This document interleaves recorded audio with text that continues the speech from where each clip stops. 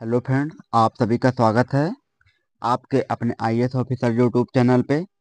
अब हम आपको यहीं इसी यूट्यूब चैनल के माध्यम से बताने जा रहे हैं एसएससी जीडी जो परीक्षा का अंतिम प्रहार चल रहा है, जिसमें से आपको हम इस वीडियो के माध्यम से मैराथन क्लास लेके आए हुए हैं एसएससी जीडी की ज़बरदस्त तैयारी के लिए। अब पाइए आईएएस ऑफिसर 7266, जिसमें आपको रोज़ाना शाम 6 बजे लाइव क्लास चलेगी, जिसमें से आपका ये एसएससी जीडी का एग्ज़ाम चल रहा है। इसमें आपको प्रैक्टिस सेट 1 चलने जा रहा है, जिसमें से आपके एग्ज़ाम से रिलेटेड महत्वपूर्ण प्रश्न रहेंगे, जिसमें से आपका एसएससी जीडी के प्रश्न सारे इस वीडियो के माध्यम से मैराथन क्लास शुरू होने जा रही है। तो हम चलिए शुरू करते हैं। यहाँ पे जो दिया गया है तो इसी के माध्यम से सभी यहाँ दिए बताने जा रहे हैं। जो प्रैक्टिस सेट 1 है तो यहाँ पे पहले आपका दिया है, टोटल दिए रहेंगे, जिसमें से आपका 80 क्वेश्चन रहेंगे, जिसमें से 20 क्वेश्चन आपके यहाँ पे दिया है। 20 क्वेश्चन आपका रहेगा जनरल इंटेलिजेंस एंड रीजनिंग, जिसमें से आपका 20 क्वेश्चन रीजनिंग से रहेगा। और उसके बाद यहाँ पे अगला जो हमारा 20 क्वेश्चन रहेगा वो रहेगा यहाँ पे जनरल नॉलेज। तो यहाँ पे आपका जनरल नॉलेज से रहेगा। यहाँ पे अगला 20 क्वेश्चन हमारा जो रहेगा वो रहेगा यहाँ पे आपका मैथ से रहेगा।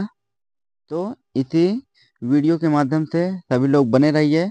और 20 क्वेश्चन हमारा हिंदी से रहेगा, तो हिंदी या इंग्लिश। तो आपका यहाँ पे इस वीडियो में बने रहिए लास्ट तक ज़रूर। आपको इस वीडियो के माध्यम से आपके कुल प्रैक्टिस सेट 1 में 80 प्रश्न आपको महत्वपूर्ण बताए जाएंगे, जिसमें से आप इस वीडियो के माध्यम से बने रहिए और वीडियो को लाइक कीजिएगा, वीडियो को शेयर ज़रूर कीजिएगा। चलिए शुरू करते हैं।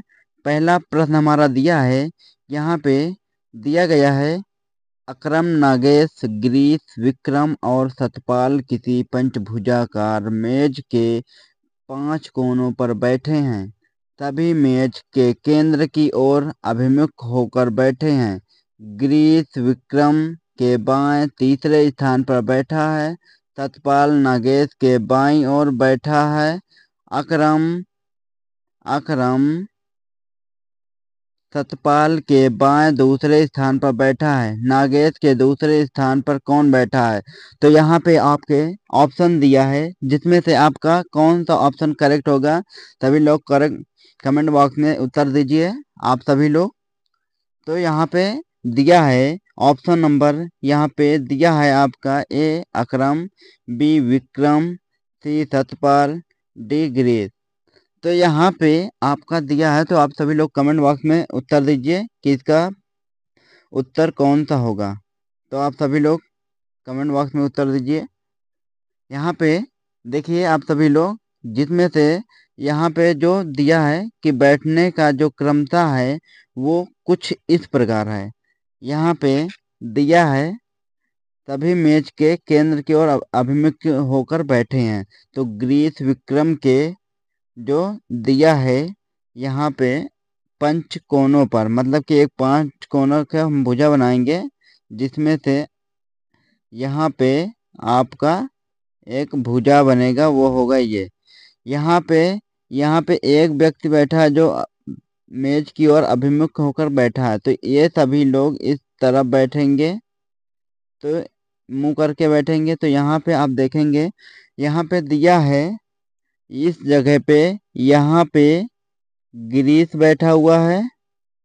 फिर यहाँ पे सतपाल बैठे हुए हैं ऊपर, सतपाल ऊपर बैठे हैं। नीचे बैठे हैं यहाँ पे इसके बगल में, यहाँ पे नागेश बैठा हुआ है। अगला है जो यहाँ पे नागेश बैठा हुआ है, यहाँ पे बैठा हुआ है विक्रम। तो यहाँ पे इस जगह पे विक्रम बैठा हुआ है और इस जगह पे बैठे हुए हैं अक्रम। तो यहाँ पे जो होगा आपका नगेश के दाएं, जो नगेश के दाएं बैठे हुए हैं वो कौन सा है यहाँ पे। तो यहाँ पे नागेश के जो दाएं बैठे हुए हैं सामने, तो वो अकरम है। तो यहाँ पे आपका राइट आंसर होगा ऑप्शन नंबर ए करेक्ट होगा। ऑप्शन नंबर ए करेक्ट होगा, अकरम। अगला प्रश्न पे चलते हैं। सभी लोग कमेंट बॉक्स में उत्तर दीजिएगा। यहाँ पे दिया गया है कि किसी निश्चित कूट भाषा में SHEER को 21, 10, 22, 20 के रूप में कोडबद्ध किया जाता है और NIGST को यहाँ पे 16, 39, 10, 22 के रूप में कोडबद्ध किया जाता है। उसी कोड भाषा में राइट को किस रूप में कोडबद्ध किया जाएगा। तो यहाँ पे आपका कौन सा ऑप्शन करेक्ट होगा, सभी लोग कमेंट बॉक्स में उत्तर दीजिए। सभी छात्र जो SSC GD से रिलेटेड है यहाँ पे, तो आप इसका राइट आंसर कौन सा होगा यहाँ पे दिया गया है। इसका आपका राइट आंसर होगा यहाँ पे ऑप्शन नंबर सी करेक्ट होगा। यहाँ पे देखिए किस प्रकार होगा। तो यहाँ पे जो SHEER को हम इस प्रकार लिखते हैं, ये 21 पे है, H 10 पे है, E दूसरे नंबर दो है, E फिर 2 पे है और ये R 20 है। तो इसी की तरह हमें जिस प्रकार हमने इसमें किया है उसी प्रकार हम इस राइट को भी करेंगे, जैसा यहाँ पे लॉजिक लगाया गया। तो उसी लॉजिक के हिसाब से आपका ऑप्शन नंबर सी करेक्ट होगा। चलते हैं अगले प्रश्न पे। अगला प्रश्न यहाँ पे आपके स्क्रीन पे आ चुका है। यहाँ पे दिया है, सभी लोग कमेंट बॉक्स में उत्तर दीजिएगा इस प्रश्न नंबर 3 का। देखते हैं कौन पहले कमेंट बॉक्स में उत्तर दे रहा है। तो यहाँ पे दिया गया है कि कागज के एक टुकड़े को मोड़ने के क्रम और मुड़े हुए कागज को काटने के तरीके को निम्न आकृतियों में दर्शाया गया है। खोलने पर यह कागज कैसा दिखाई देगा। तो सभी लोग यहाँ पे इसका कौन सा ऑप्शन करेक्ट होगा, सभी लोग कमेंट बॉक्स में उत्तर दीजिए। देखते हैं कौन पहले दे रहा है कमेंट बॉक्स में उत्तर। तो इसका जो है जो उत्तर होगा वो कौन सा होगा। तो आप सभी लोग यहाँ पे देखते हैं कौन पहले उत्तर दे रहा है। तो यहाँ पे आप जो होगा, तो आप सभी लोग बने रहिए और जुड़े रहिए हमारे IAS ऑफिसर यूट्यूब चैनल पे। वीडियो पे नए हो तो चैनल को सब्सक्राइब कर लीजिएगा, बेल आइकन को प्रेस कर लीजिए और वीडियो को शेयर जरूर कीजिएगा। तो यहाँ पे दिया है कि इस कागज को जिस पर इसको ये एक वर्ग आकार का है। तो यहाँ पे आपका ये ऐसे होगा। तो यहाँ पे आपका कुछ लोग बता रहे हैं, हाँ, तो कुछ लोग यहाँ पे बता रहे हैं कि यहाँ पे जो होगा वो सी है। तो हाँ, आपका राइट आंसर होगा ऑप्शन नंबर सी करेक्ट होगा। क्योंकि हम यहाँ पे जो आकृति बनी है, जब इसको इस प्रकार यहाँ पे मोड़ेंगे तो ये जो आकृति होगी ये होगा कुछ इस प्रकार, त्रिभुज उल्टा हो जाएगा। तो यहाँ पे जब ये आपका राइट आंसर होगा ऑप्शन नंबर सी। अगले प्रश्न पे चलते हैं।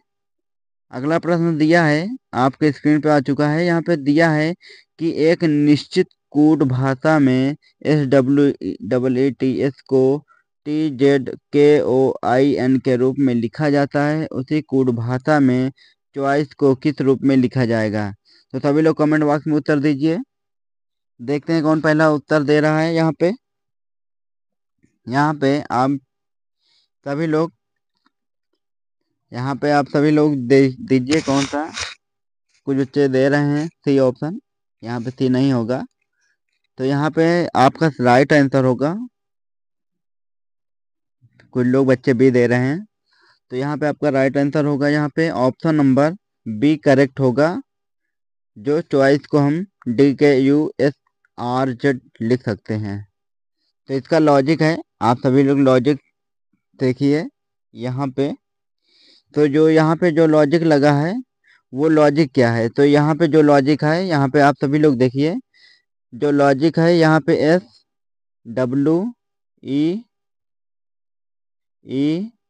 SWEETS। तो यहाँ पे आप सभी लोग देखिए कि एस एस और टी, तो यहाँ पे +1 जोड़ा गया। फिर डब्लू डब्लू जेड, तो यहाँ पे जो होगा, यहाँ पे एस के यहाँ पे टी हुआ, फिर इसके नीचे जेड, ई के स्थान पे के, ई के स्थान पे ओ, टी के स्थान पे आई, एस के स्थान पे एन। तो यहाँ पे +1 जोड़ा गया तो टी आया। फिर इसमें अगले पे जाएंगे तो यहाँ पे +3 जोड़ा गया, तो यहाँ पे +3 जोड़ा गया तो जेड हुआ। फिर आगे चलेंगे तो जब ई में प्लस, जब हम यहाँ पे, सॉरी यहाँ पे के है, ये के रहेगा। तो यहाँ पे जब ए में +6 जोड़ेंगे तो आपका के होगा। फिर ए में +10 जोड़ेंगे तो यहाँ पे आपका ओ होगा। टी में +15 जोड़ेंगे तो यहाँ पे आपका आई होगा। एस में +21 जोड़ेंगे, एस में +21 जोड़ेंगे तो एन होगा। तो इसी लॉजिक के हिसाब से आपका राइट आंसर होगा ऑप्शन नंबर बी करेक्ट होगा। चलते हैं अगले प्रश्न पे। अगला प्रश्न आपकी स्क्रीन पे आ चुका है, सभी लोग कमेंट बॉक्स में उत्तर दीजिए, देखते हैं कौन पहले दे रहा है उत्तर। तो इसमें दिया है, सी ने बी से एक मशीन खरीदी जिससे इसी ए से खरीदा था। सी ने मशीन को 9,360 में खरीदा। इस बिक्री पर एक और बी ने क्रमशः 30% और 20% का लाभ अर्जित किया। ए ने मशीन को किस मूल्य पर बेचा? तो यहाँ पे आप सभी लोग इस प्रश्न का उत्तर सही से देंगे, कमेंट बॉक्स में उत्तर दीजिए इसका कौन सा ऑप्शन करेक्ट होगा। तो आप सभी लोग दीजिए। तो यहाँ पे कुछ बच्चे यहाँ पे दे रहे हैं ए, यहाँ पे ए दे रहे हैं, जिसमें से कुछ बच्चे यहाँ पे डी दे रहे हैं। तो यहाँ पे ये डी नहीं होगा, यहाँ पे ए होगा। तो आपका यहाँ पे ऑप्शन ए होगा, करेक्ट होगा। यहाँ पे ए करेक्ट होगा। सभी लोग यहाँ पे लॉजिक के हिसाब से लगाएंगे। चलते हैं अगले प्रश्न पे चलते हैं। अगला प्रश्न आपकी स्क्रीन पे आ चुका है। यहाँ पे दिया गया है कि यदि दर्पण को दाईं ओर रखा गया हो तो दी गई आकृति को के सही दर्पण प्रतिबिंब का चयन करें। यदि दर्पण को दाईं ओर, मतलब जो दाईं ओर रखा जाए दर्पण के, तो उसका प्रतिबिंब कैसा बनेगा? तो यहाँ पे आप सभी लोग दीजिए, देखते हैं कितने लोग कमेंट बॉक्स में उत्तर सही दे रहे हैं। जिसका करेक्ट होगा, यहाँ पे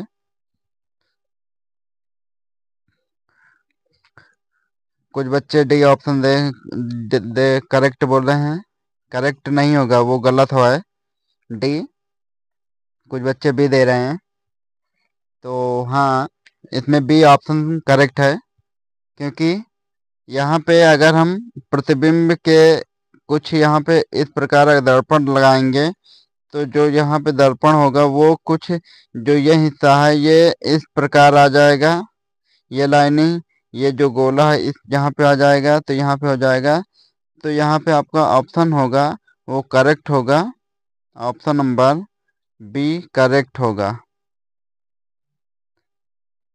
कुछ बच्चों ने ही सही जवाब दिया था, ऑप्शन बी। चलते हैं अगले प्रश्न पे। अगला प्रश्न आपकी स्क्रीन पे आ चुका है। यहाँ पे दिया गया है कि दिए गए विकल्पों में से वह संख्या चुनें जो निम्नलिखित श्रृंखला में प्रश्नवाचक चिन्ह के स्थान पर आ सकती है। तो यहाँ पे प्रश्नवाचक चिन्ह के स्थान पे क्या आ सकते हैं? सभी लोग कमेंट बॉक्स में उत्तर दीजिए, सभी लोग हल कीजिए इसको, देखते हैं कितने लोग हल कर लेते हैं। तो सभी लोग उत्तर बताइए इसका कौन सा करेक्ट होगा।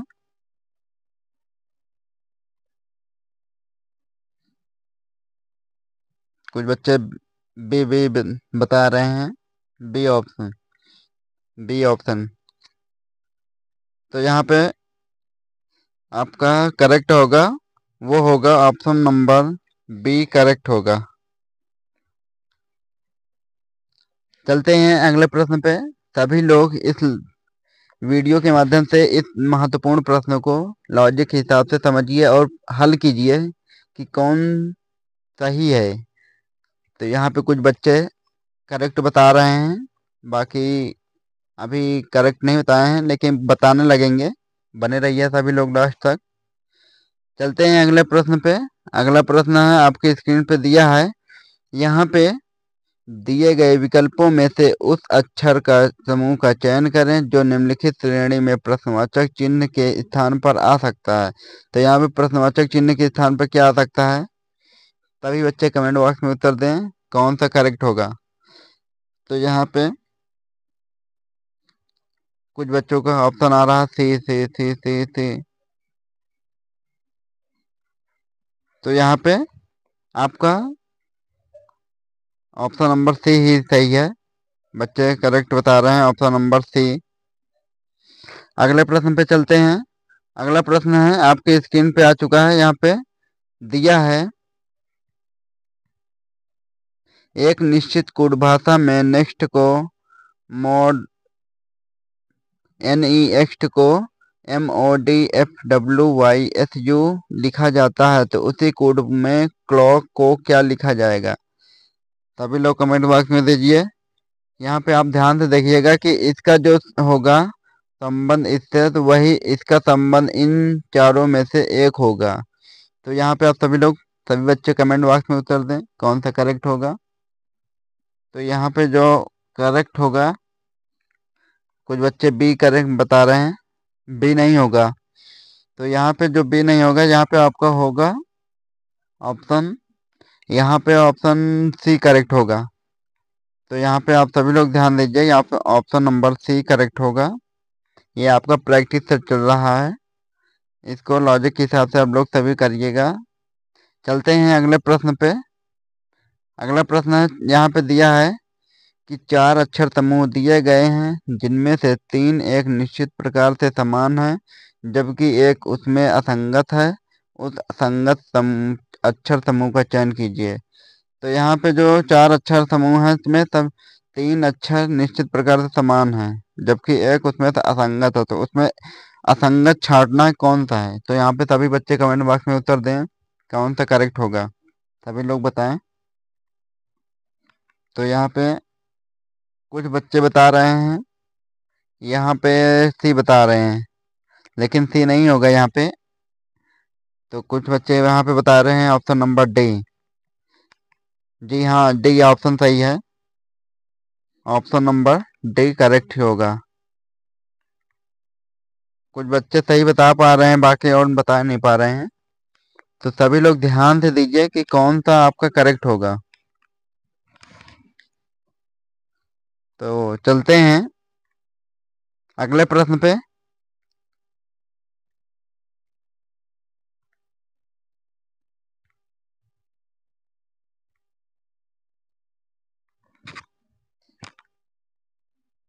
अगला प्रश्न आपके स्क्रीन पे आ गया है। यहाँ पे दिया गया है कि दिए गए विकल्पों में से उस संख्या का चयन कीजिए जो निम्नलिखित श्रेणी में प्रश्नवाचक चिन्ह के स्थान पर आ सकती है। तो यहाँ पे जो प्रश्नवाचक चिन्ह है इसके स्थान पे क्या आएगा? सभी लोग हल करके बताइए, कमेंट बॉक्स में उत्तर दीजिए कौन सा ऑप्शन करेक्ट होगा। यहाँ पे ऑप्शन दिया गया है यहाँ पे 490, बी में दिया है 493, सी ऑप्शन दिया है 496, डी ऑप्शन दिया है 485। तो यहाँ पे आपका राइट आंसर कौन सा होगा? सभी लोग कमेंट बॉक्स में उत्तर दीजिए। तो यहाँ पे कमेंट बॉक्स में उत्तर आ रहा है B B B B B B आ रहा है, करेक्ट बता रहे हैं। यहाँ पे बी ऑप्शन ही करेक्ट होगा। इसमें जो लॉजिक है, इस लॉजिक में दिया है यहाँ पे जो देखा जाए कि यहाँ पे जो 53 है, 53 में अगर हम यहाँ पे +2 को 3 बार गुणा करेंगे तो यहाँ पे 53, 2 दूना 4, दूना 8, 53, 8, 61।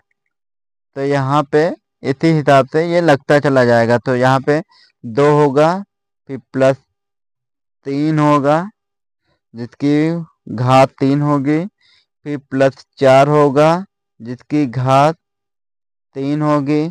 तो इसी प्रकार ये चलते चलते यहाँ पे आपका ऑप्शन होगा, ऑप्शन नंबर यहाँ पे बी करेक्ट होगा, 493 होगा। चलते हैं अगला प्रश्न। अगला प्रश्न पे यहाँ आ गए हैं। वीडियो के अंत तक जरूर बने रहिएगा, यहाँ पे महत्वपूर्ण प्रश्न है। इस वीडियो के माध्यम से आप सभी तक पहुंचाएंगे। प्रैक्टिस सेट चल रहा है यहाँ पे दिया गया है कि अक्षरों के उस संयोजन का चयन कीजिए जिसे दी गई श्रृंखला के रिक्त स्थानों में क्रमबद्ध रूप से रखने पर श्रृंखला पूर्ण हो जाएगी। तो यहाँ पे उन श्रृंखला के रिक्त स्थानों क्रमबद्ध रूप से रखने पर श्रृंखला पूर्ण हो, अक्षरों का उस संयोजन का चयन करना है जिन अक्षरों पे यहाँ पे संयोजन करें कि ये पूरा हो जाए। तो यहाँ पे आप सभी लोग कमेंट बॉक्स में उत्तर दीजिए। देखते हैं कौन पहले दे रहा है कमेंट बॉक्स में उत्तर। तो यहाँ पे आप जो दे रहे हैं सबसे पहले डी ऑप्शन सही है, क्योंकि यहाँ पे जो होगा ऑप्शन नंबर यहाँ पे डी करेक्ट है। चलते हैं अगले प्रश्न पे। अगला प्रश्न है आपके स्क्रीन पे आ चुका है, यहाँ पे दिया गया है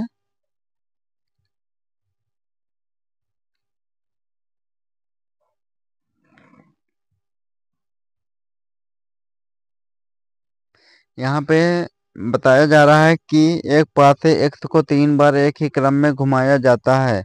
उसकी 2 स्थितियां x1 और x2 दी गई है। निम्नलिखित विकल्पों में से अगली संभावित स्थिति का चयन करें।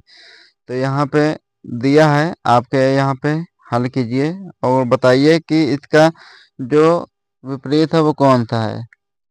तो यहाँ पे 2 आकृति दी गई हैं जिसमें से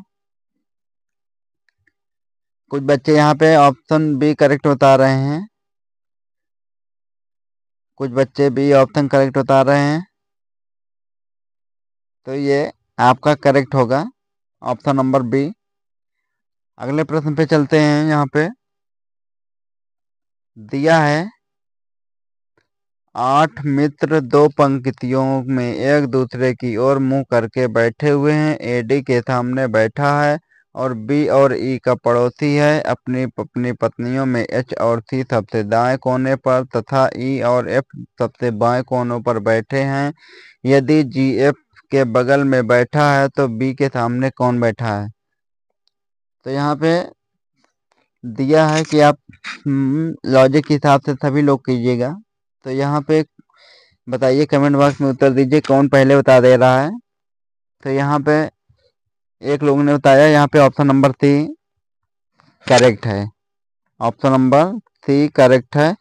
जो बैठा है यहाँ पे बी के सामने वो है जी बैठा है। चलते हैं अगले प्रश्न पे। अगला प्रश्न दिया है कि यूरोप का जो संबंध स्विट्जरलैंड से है वही संबंध एशिया का है वो किससे है। यूरोप का संबंध स्विट्जरलैंड से है तो एशिया का संबंध किससे है। सभी लोग कमेंट बॉक्स में उत्तर दीजिए। तो एशिया का है यहाँ पे, कुछ बच्चे बता रहे हैं महाद्वीप। ऑप्शन नंबर सी आपका करेक्ट है, महाद्वीप से संबंध होगा। अगला प्रश्न यहाँ पे दिया है कि उस विकल्प का चयन करें जिसमें दी गई आकृति सन्निहित है, आकृति को घुमाने पर अनुमति नहीं है। जो आकृति है इसको घुमाने पर सन्निहित नहीं है। तो यहाँ पे इसका कौन सा करेक्ट होगा। यहाँ पे ऑप्शन दिया है आपके सामने स्क्रीन पे, सभी लोग बताइए और कमेंट बॉक्स में उत्तर दीजिए। देखते हैं कौन पहले बता रहा है। गुड, ऑप्शन डी करेक्ट बता रहे हैं। यहाँ पे एक बच्चे ने बताया, यहाँ पे ऑप्शन डी करेक्ट होगा। गुड, यहाँ पे ऑप्शन नंबर डी करेक्ट है। अगला प्रश्न पे चलते हैं। अगले प्रश्न पे यहाँ पे दिया गया है कि उस विकल्प का चयन कीजिए जो नीचे दिए गए शब्दों के उस क्रम को दर्शाता है जिस क्रम में वे अंग्रेजी शब्दकोश में आते हैं। तो यहाँ पे जो अंग्रेजी शब्दकोश में आते हैं वो कौन से हैं? शब्दों को क्रम में रखना है। तो सभी लोग शब्दों को क्रम में रखिए और बताइए कौन सा यहाँ पे करेक्ट है। तो यहाँ पे शब्दों को कर रखिए। एक बच्चे ने यहाँ पे उत्तर दिया कि ऑप्शन नंबर ए करेक्ट है। तो यहाँ पे हम देख भी ले रहे हैं कि यहाँ पे जो दो है वो ओ आर ओ। फिर अगला देखेंगे जो यहाँ पे 4 नंबर पे है, तो यहाँ पे आर ओ यू टी सही है। तो यहाँ पे ऑप्शन करेक्ट होगा ऑप्शन नंबर ए। चलते हैं अगले प्रश्न पे। अगला प्रश्न है आपकी स्क्रीन पे दिया है। यहाँ पे दिए गए कथनों और निष्कर्षों को ध्यान पूर्वक पढ़ें। कथनों में दी गई जानकारी को सत्य मानते हुए विचार करें। भले ही वह सामान्यतः ज्ञात तथ्यों के भिन्न प्रतीत होते हैं, और तय करें कि दिए गए निष्कर्षों में से कौन से निष्कर्ष कथनों का तार्किक रूप से अनुकरण करते हैं। तो यहाँ पे दिया गया है कथन भी। कथन है आपका कुछ बोल्ट पिन हैं, कुछ स्टेंसिल बोल्ट हैं, सभी स्क्रू बोल्ट हैं। निष्कर्ष क्या है? निष्कर्ष है फर्स्ट कोई स्क्रू पिन स्टेंसिल नहीं है, कुछ पिन स्टेंसिल है। तो यहाँ पे आपका दिया है ऑप्शन। यहाँ पे दिया है कि ऑप्शन केवल निष्कर्ष 1 अनुसरण करता है, केवल निष्कर्ष सेकंड अनुसरण करता है, ना तो निष्कर्ष फर्स्ट और ना ही सेकंड अनुसरण करता है। निष्कर्ष फर्स्ट और दोनों ही अनुसरण करते हैं। तो यहाँ पे आपका करेक्ट ऑप्शन होगा। एक बच्चे ने यहाँ पे जवाब दिया है कि यहाँ पे बताया है कि ऑप्शन नंबर यहाँ पे सी करेक्ट होगा। ना तो निष्कर्ष फर्स्ट और ना ही सेकंड अनुसरण करता है, मतलब दोनों नहीं करते हैं। Option number C correct. अगला प्रश्न है यहाँ पे दिया है कि दिए गए विकल्पों में से उस आकृति का चयन कीजिए जो निम्न आकृति श्रृंखला में प्रश्नवाचक चिन्ह के स्थान पर आ सकती है। तो यहाँ पे प्रश्नवाचक चिन्ह के स्थान पे आ सकती है वो कौन सी है? तो यहाँ पे जो प्रश्नवाचक चिन्ह के स्थान पे है वो कहाँ, यहाँ पे कौन सा होगा? तो यहाँ पे दिया है ऑप्शन में भी दिया है यहाँ पे कौन सा आकृति यहाँ पे होगी। तभी लोग देखिए यहाँ पे देखिए कि एक चित्र को ही लेके चलिए कि यहाँ पे ये पंचमुख है, तो यहाँ पे अक्सर यहाँ पे छठा मुख हो जाएगा। तो यहाँ पे आप सभी लोग देखिए छह कौन सा होगा। तो यहाँ पे ऑप्शन में यहाँ पे आप सभी लोग देख सकते हैं कि इसमें से कौन सा करेक्ट होगा। तो यहाँ पे ये देखिए, तो यहाँ पे आपका ऑप्शन नंबर कुछ बच्चे सी करेक्ट बता रहे हैं, जिसमें से उनका राइट है ऑप्शन नंबर सी। यही होगा क्योंकि यहाँ पे पंचमुख और ये छठ मुख होगा। तो आपका करेक्ट होगा। यहाँ पे आज हम आपको 20 क्वेश्चन बताए हैं जो एसएससी जीडी से रिलेटेड महत्वपूर्ण प्रश्न है। प्रैक्टिस सेट रोज शाम 6 बजे लाइव क्लासेस में जुड़े रहिए। वीडियो को लाइक कीजिएगा, वीडियो को शेयर कीजिएगा। हाँ, यूट्यूब चैनल पे नए हो तो आप सभी लोग वीडियो अच्छी लगी हो तो चैनल को सब्सक्राइब कर लीजिएगा। हम ले आएंगे आपके एसएससी जीडी के परीक्षा से महत्वपूर्ण प्रश्न है जो प्रैक्टिस सेट से हैं। तो मिलते हैं अगली वीडियो में। जब तक बने रहिए इस यूट्यूब चैनल पे। धन्यवाद।